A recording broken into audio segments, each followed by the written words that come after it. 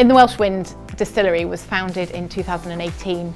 We offer a consultancy service for other brands and businesses who want to build their own gin brand. We're also the home of our own premium gin range. We are also pioneering a fully Welsh whisky here in Ceredigion.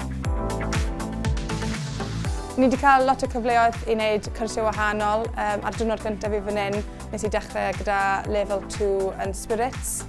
So dysgu beth I gwneud y gin, which oedd yn helpu lot gyda beth fi'n neud yma pob dydd. Dyw pob dydd ddim yr un peth, mae'n fast-paced, ti'n colli cwrdd â gymaint o bobl a mae'n just lle grêt I gweithio. Being nominated for the Lantra Cymru Award is really exciting for us.